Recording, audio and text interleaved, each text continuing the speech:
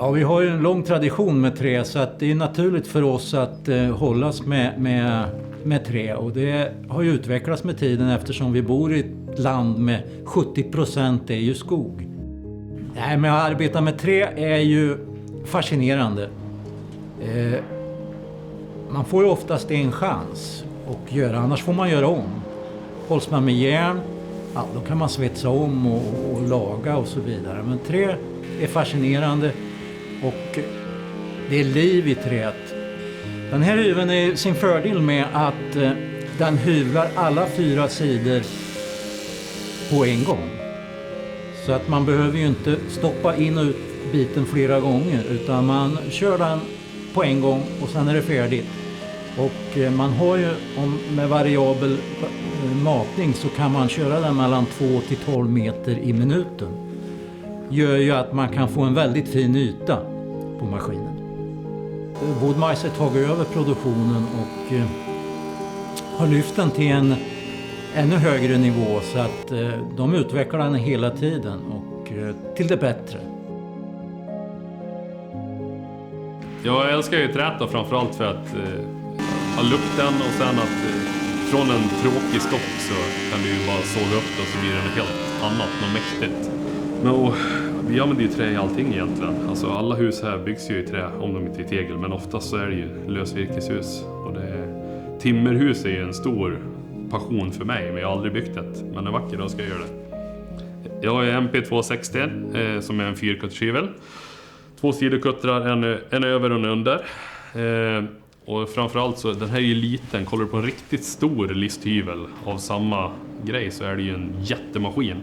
Den kan du ju rulla runt så att den är ju väldigt mobil. Och jag använder den ju väldigt mycket till att göra golv just nu.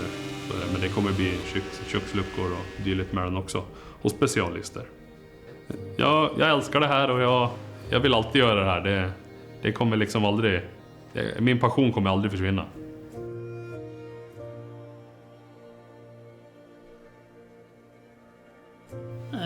Ja, jag började ju som jordbrukare med alla köttdjur. Och det har jag haft massor med år ända innan jag slutade skolan. Men jag köpte ett litet sågverk, ett kedjesågverk från början. Ja, vår maskin fungerar bra, inga problem. Det jag har kört hittills, jag har ju inte haft den så länge, men hittills har det fungerat bra.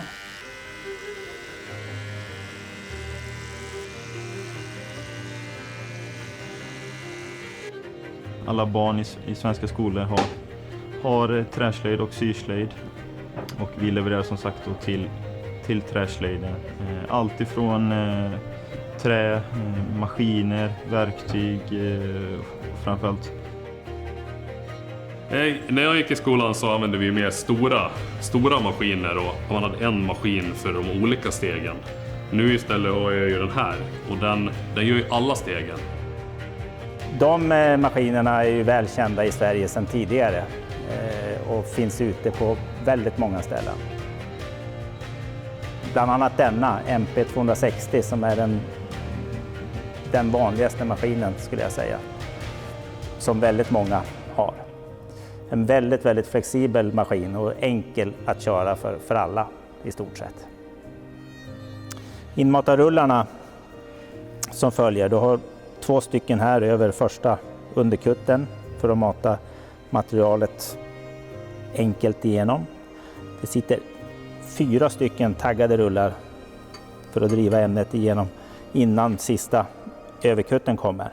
Och efter överkutten så har man naturligtvis en gummerad rulle för att inte göra märken i det färdiga materialet som kommer ut. Wood-Mizers den här är jätteenkelt och det tar kort tid att posta och få till allting. Det går på 20 minuter om man en gång har postat den. Så att det är en jätteenkel maskin. Alla kan lära sig den.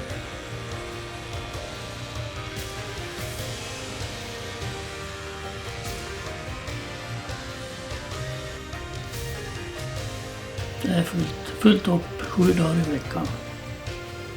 Och så av en tillfällighet så fick jag se på Facebook Det är just den här trackbiten. Och den såg ju så otroligt rejäl ut så jag ringde och fick papper på den och priser och sådär. Och som vi vet så är det ju kvalitet rakt igenom på alla delar i de här maskinerna. Så att det är en fantastisk maskin och vi har ju erfarenhet från att den har funnits på vår svenska marknad många år och ut i världen. Idag har vi fått möjligheten att visa Wood-Meisters nya MP280. Det är en ny fyrkantig-hyvel med lika fina egenskaper som både 260 och 360 har. Och som vi vet så är det ju kvalitet rakt igenom på alla delar i de här maskinerna. Så att... Alltså, träbearbetning i sig är ju det är det man lever för. Så att det, ja. Jag säger så till andra som har köpt sågverk och hyvlar att det är inga problem med virke. Ja, det som är det trevliga med det här trä och hålla på med det är att man får börja från botten med att kapa träd i skogen, förädla det, såga det, hyvla det, torka, vara med hela kedjan och se när det sitter på en byggnad. Och det här har jag gjort ifrån grund. Det känns bra.